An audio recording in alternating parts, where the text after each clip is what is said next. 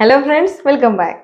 Okay, അപ്പൊ നമ്മൾ ഇന്നത്തെ വീഡിയോ എന്ന് പറയുന്നത് നമ്മുടെ മദേഴ്സ് ഒരുപാട് സ്ട്രഗിൾ ചെയ്യുന്ന ഒരു കാര്യമാണല്ലോ, നമ്മുടെ കുട്ടികളെ പഠിപ്പിച്ച് പ്രോപ്പറായ രീതിയിൽ ആ റൊട്ടീനിൽ കൊണ്ടുവരിക എന്നുള്ളത്. ഓക്കെ, അപ്പോൾ അവരിനെ ഒറ്റയ്ക്ക് പഠിക്കാനുള്ള ഒരു എബിലിറ്റി എങ്ങനെയാണ് കുട്ടികളിൽ നമ്മൾ അതൊന്ന് ആക്കി കൊടുക്കുന്നത്, അതിനുള്ള കുറച്ച് ഒരു ടിപ്സ് ആണ്, ഒരു 5 ടിപ്സ് ആണ് ഞാൻ നിങ്ങൾക്ക് ഷെയർ ചെയ്ത് തരുന്നത്. നിങ്ങൾക്ക് എന്തായാലും യൂസ്ഫുൾ ആയിരിക്കും. ഓക്കെ, നമ്മൾ പലതവണ ആലോചിച്ചിട്ടുള്ള കാര്യങ്ങളായിരിക്കും അല്ലേ, എങ്ങനെയാണ് ഒന്ന് പഠിപ്പിച്ച് തനിയെ പഠിപ്പിക്കാനുള്ള ഒരു സ്റ്റേജിലേക്ക് എത്തിക്കുകയെന്ന്. ഓക്കെ, അപ്പോൾ ഞാൻ ഈ പറയുന്ന 5 പോയിന്റ്സും നിങ്ങളുടെ മൈൻഡിലേക്ക് ഓട്ടോമാറ്റിക്കലി വരും ഞാൻ ഇങ്ങനെ പറയുമ്പോൾ. അപ്പൊ അതൊക്കെ ഒന്ന് നോട്ട് ചെയ്ത് വെച്ചാൽ നമുക്ക് പറ്റും, എല്ലാവർക്കും പറ്റും. അപ്പൊ കുട്ടികൾ ഒരു 4ാം ക്ലാസ് വരെയൊക്കെ ബേസ് ആണ് നമ്മൾ നല്ലോണം ശ്രദ്ധിക്കേണ്ട ഒരു പ്രായം തന്നെയാണ്. അപ്പൊ 3 to 3ാം ക്ലാസ് എത്തുമ്പോൾ തന്നെ നമ്മൾ അവരിനെ തനിയെ പഠിപ്പിച്ച് തനിയെ ഇരുത്തി തനിയെ അവരുടെ കാര്യങ്ങൾ അവരെന്നെ കറക്റ്റ് ആക്കി കൊണ്ടുപോകേണ്ട ഒരു സ്റ്റേജിലേക്ക് നമ്മൾ ആക്കണം കേട്ടോ. പതിയെ അപ്പൊ തന്നെ നമ്മൾ തുടങ്ങണം അവരെ കൊണ്ട് പഠിപ്പിക്കാൻ, അവർ തനിയെ പഠിക്കാൻ വേണ്ടിയിട്ട് കേട്ടോ.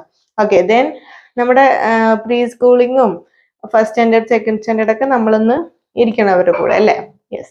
ഓക്കെ, അപ്പൊ എങ്ങനെയാണ് ഇതിലോട്ട് തുടങ്ങേണ്ടതെന്ന് ഞാൻ പറഞ്ഞു. ഇപ്പൊ ഫസ്റ്റ് തന്നെ നമ്മള് കുറെ പാരന്റ്സ്, കൂടുതൽ പാരന്റ്സിന് നമുക്ക് പഠിപ്പിക്കാനിരുന്ന ഫസ്റ്റ് നമുക്ക് വരുന്ന എന്താ ദേഷ്യം വരും. യെസ്, നമ്മൾ ഷൗട്ട് ചെയ്യും.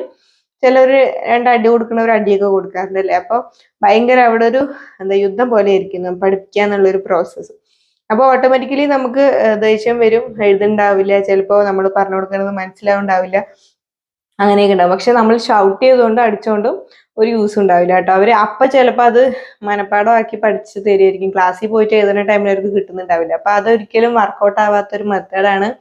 ഓക്കെ, അപ്പോൾ അങ്ങനെ പഠിപ്പിക്കുമ്പോൾ അവർക്ക് പേടിയും അവരുടെ കോൺഫിഡൻസ് കുറവൊക്കെയാണ് അവിടെ സംഭവിക്കുന്നത്. അപ്പൊ അവരറിഞ്ഞ് ഞാനിത് പഠിക്കണം, എനിക്കിത് മനസ്സിലാവണം എന്നുള്ളൊരു രീതിക്ക് നമ്മൾ അവരുടെ കൊണ്ടുവരണം.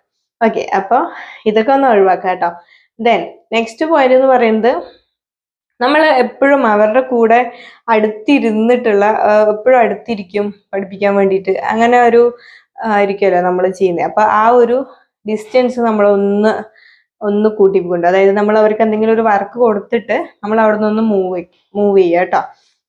മാറിപ്പോയിട്ട് ഇതാണ് നിനക്ക് പഠിക്കാന്, ഇത് നീ പഠിക്കുക, ഞാനിപ്പോ വരാം, അങ്ങനെ പറഞ്ഞ് മാറാം. എന്നിട്ട് ഒരു ടൈം കൊടുക്കുക കേട്ടോ. അവർക്ക് എപ്പോഴും ടൈമിന് വാല്യൂ ചെയ്യാം. ടൈമിങ് കൊടുത്തിട്ട് ആ ടൈമിൻ്റെ ഉള്ളിൽ അത് ഫിനിഷ് ആക്കാൻ വേണ്ടി പറയാം. ആ ടൈം കഴിഞ്ഞാൽ നമ്മൾ വരിക, നമ്മൾ സൂപ്പർവൈസ് ചെയ്യണം. എന്നിട്ട് അവർ ചെക്ക് ചെയ്ത് നോക്കുക ചെയ്തിട്ടുണ്ടോ. അപ്പൊ അവര് ട്രൈ ചെയ്തിട്ടുണ്ട്, പകുതിയൊക്കെ എത്തിയിട്ടുണ്ടെങ്കിൽ ഓക്കെ, അവർ വെരി ഗുഡ് ഒക്കെ കൊടുക്കുക. എന്നിട്ട് ബാക്കി കൂടി ഫിനിഷ് ആക്കാൻ പറയാം. അപ്പൊ ഇല്ലെങ്കിൽ ഒന്നും കൂടി അവർക്ക് അത് വേഗം ചെയ്തേ, ഒരു കുറച്ച് ടൈം കൂടി ഞാൻ തരാമെന്ന് പറയാം. അപ്പൊ അവർ ഓട്ടോമാറ്റിക്കലി നമ്മളിതൊരു 2-3 ടൈംസ് റിപ്പീറ്റ് ചെയ്യുമ്പോൾ അവർ ഓട്ടോമാറ്റിക്കലി അത് ചെയ്തോളൂ കേട്ടോ. അപ്പൊ അവരുടെ അടുത്ത് എപ്പോഴും ഇരുന്നിട്ട് ഇത് ഇങ്ങനെ നമ്മളായിരിക്കും നമ്മളൊരു 100 ടൈം പറയുമ്പോഴായിരിക്കും അതൊരു 10 ടൈം എങ്കിലും പറയുന്നല്ലേ. ആ ഒരു റൂളിംഗ് ആയിരിക്കും ശരിക്കും എല്ലാവരും നടക്കുന്നുണ്ട്. പക്ഷെ അത് നമ്മൾ ബ്രേക്ക് ചെയ്യണം. അങ്ങനെ ആവരുത്. നമ്മൾ 1 ടൈം അവർ 10 ടൈം ആവട്ടെ, അങ്ങനെ ആയാലാണ് കുട്ടികൾ പഠിക്കുള്ളൂ അല്ലെ. അപ്പൊ നമ്മളൊന്ന് മാറുക, അവരുടെ വർക്ക് കൊടുക്കുക. എഴുതാനാണെങ്കിൽ എവിടെ ഇരുന്ന് എഴുതാൻ വേണ്ടി പറയുക. ഓക്കെ, എന്നിട്ട് അത് നമ്മൾ ചെക്ക് ചെയ്യുക, കറക്റ്റ് ആണോ, അതൊക്കെ നമ്മൾ ചെയ്യാം കേട്ടോ.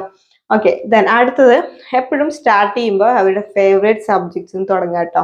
പിന്നെ എപ്പോഴും നമ്മൾ ചെയ്യാറ് മൊത്തം അവരുടെ വർക്കൊക്കെ ഒന്ന് എടുക്കും, എന്നിട്ട് എല്ലാ സബ്ജക്റ്റും എടുക്കും, എന്നിട്ട് ഇതൊക്കെ നിനക്ക് പഠിക്കാണ്ട്, സയൻസ്, മാത്സ്, ഇംഗ്ലീഷ്, ഇതൊക്കെ പഠിക്കാണ്ട് നീ ഇതിന്ന് തുടങ്ങിക്കും, അങ്ങനെ. അപ്പൊ അവർക്ക് അത് കാണുമ്പോൾ തന്നെ തലയിൽ വലിയ പ്രഷർ ആയിരിക്കും. അപ്പൊ അവർക്ക് ഫസ്റ്റ് തന്നെ അവരുടെ ഇംപ്രഷൻ പോയി പഠിക്കാനുള്ളത്. അപ്പൊ നമ്മൾ എന്ത് ചെയ്യുക, ജസ്റ്റ് ഒരു സബ്ജക്റ്റ് എടുക്കുക, അതിന്റെ ടെക്സ്റ്റും അതിന്റെ നോട്ട്സും എടുക്കുക, എന്നിട്ട് അത് വർക്കൗട്ട് ചെയ്യട്ടെ കേട്ടോ. എല്ലാം കൂടെ കൊടുക്കരുത്, അപ്പൊ അവർക്ക് ഓവർലോഡ് ആവും, ദെൻ ഇൻട്രസ്റ്റ് പോകും. അപ്പൊ ഫസ്റ്റ് അവരുടെ ഫേവറേറ്റ് സബ്ജക്ട്സ് ആയാലും ഒന്നുകൂടി ഇൻട്രസ്റ്റ് ഉണ്ടാവും. ഓക്കെ, ദെൻ അവരുടെ ഒരു സബ്ജക്ട് ഫിനിഷ് ആക്കിയാൽ, ഫേവറേറ്റ് സബ്ജക്ട്സോ അല്ലെങ്കിൽ ഏത് സബ്ജക്റ്റ് ആയാലും അത് കഴിഞ്ഞാൽ ഒരു ബ്രേക്ക് കൊടുക്കുക കേട്ടോ. അപ്പൊ ഇതാണ് നമ്മുടെ അടുത്ത ടിപ്പ്. അപ്പൊ ബ്രേക്ക് കൊടുക്കുമ്പോൾ അവർക്കൊന്ന് റിലാക്സ് ചെയ്യാം. ഓക്കെ, പിന്നെ എപ്പോഴും നമ്മുടെ സയന്റിഫിക്കലി പ്രൂവ് ചെയ്ത കാര്യമാണ്, ഒരു 45 മിനിറ്റ്സ് വരെയാണ് ഒരു മാക്സിമം കുട്ടികൾക്ക് അവർക്ക് കോൺസെൻട്രേറ്റ് ചെയ്ത് ഇരിക്കാനുള്ള ഒരു ടൈമുള്ളൂ. അത് കഴിഞ്ഞാൽ അവരുടെ കോൺസെൻട്രേഷൻ അവർക്ക് അവിടെ കിട്ടൂലെന്ന്. അപ്പോൾ നിങ്ങളത് മൈൻഡിൽ വെക്കുക കേട്ടോ. അപ്പോൾ കുറേ ടൈം അവേഴ്സ് അവരെ ഇരുത്തി പഠിപ്പിക്കരുത്. ഓക്കെ, അടിച്ച് വഴക്ക് പറഞ്ഞ് അങ്ങനെയൊന്നും പഠിപ്പിക്കരുത് കേട്ടോ. അത് യൂസ് ആവില്ല, അതുകൊണ്ടാണ് അങ്ങനെ പറയുന്നത്. ഓക്കെ, ദെൻ ലാസ്റ്റ് പോയിന്റ് ഞാൻ എപ്പോഴും പറയുന്ന പോലെ തന്നെ അപ്രിസിയേഷൻ. ഓക്കെ, അവരൊരു വർക്ക് ചെയ്താൽ നിങ്ങൾ അപ്രിസിയേഷൻ ചെയ്യാൻ വേണ്ടിയിട്ട് പിശുക്ക് കാണിക്കരുത് കേട്ടോ. അപ്പൊ അവര് നന്നായിട്ട് അപ്രിഷിയേറ്റ് ചെയ്യുക. പറ്റുകയാണെങ്കിൽ ചെറിയ ചെറിയ കുഞ്ഞു കുഞ്ഞു ഗിഫ്റ്റ് ഒക്കെ കൊടുക്കുക. ഇപ്പൊ ഗിഫ്റ്റ് എന്ന് പറയുമ്പോൾ വലിയ സാധനങ്ങൾ, ടോയ്സ് അങ്ങനെ ഒന്നല്ല. ഇപ്പൊ ഭംഗിയുള്ള ഒരു ഇറേസർ ആയിരിക്കാം, അല്ലെങ്കിൽ ഭംഗിയുള്ള ഒരു ഷാർപ്പനറോ, അല്ലെങ്കിൽ അവർക്ക് ഇഷ്ടപ്പെട്ട ഒരു ചോക്ലേറ്റോ, അതൊക്കെ മതി കേട്ടോ. ചെറിയ ചെറിയ കുഞ്ഞു കുഞ്ഞു അതൊരു ഗിഫ്റ്റ് ആയിട്ട്, ഇത് എൻ്റെ വക, അമ്മയുടെ വക, അല്ലെങ്കിൽ ഉമ്മയുടെ വക ഒരു ഗിഫ്റ്റ് ആണെന്ന് പറഞ്ഞിട്ട് കൊടുക്കുമ്പോൾ അതവർക്ക് ഭയങ്കര ഹാപ്പി ആയിട്ടുള്ള ഒരു മൊമെന്റ് ആയിരിക്കും. അവര് നമ്മൾ എന്താ പറയുന്നതെന്ന് ലിസൺ ചെയ്യും. ഓക്കെ, അപ്പൊ നമ്മൾ പറയുന്നത് കേൾക്കണമെങ്കിൽ നമ്മൾ അവരിനെ ആദ്യം ഹാപ്പി ആക്കണം. അപ്പോൾ ഇതൊക്കെ നിങ്ങൾ മൈൻഡിൽ വെക്കുക കേട്ടോ. അപ്പൊ ഈ 5 ടിപ്സ് ആണ് ഞാൻ ഇന്ന് നിങ്ങൾക്ക് ഷെയർ ചെയ്ത് തന്നത്. നിങ്ങൾക്ക് ഇത് യൂസ്ഫുൾ ആവുമെന്ന് വിചാരിക്കുന്നു. ഓക്കെ, അപ്പൊ നിങ്ങൾ എന്തൊക്കെയാണ് നിങ്ങളുടെ കാര്യങ്ങൾ, നിങ്ങളുടെ റൊട്ടീനും കാര്യങ്ങളൊക്കെ എന്തൊക്കെയാണെന്നുണ്ടെങ്കിൽ അത് ഒന്ന് കമന്റ് ചെയ്യാം കേട്ടോ. അപ്പൊ അത് മറ്റുള്ള പാരന്റ്സിനും എനിക്കും അത് യൂസ്ഫുൾ ആയിരിക്കും, എന്തെങ്കിലും ടിപ്സ് ഉണ്ടെങ്കിൽ കേട്ടോ. ഓക്കെ, അപ്പൊ നമുക്ക് അടുത്ത വീഡിയോയിൽ കാണാം. അതുവരേക്കും ബൈ. Thank you.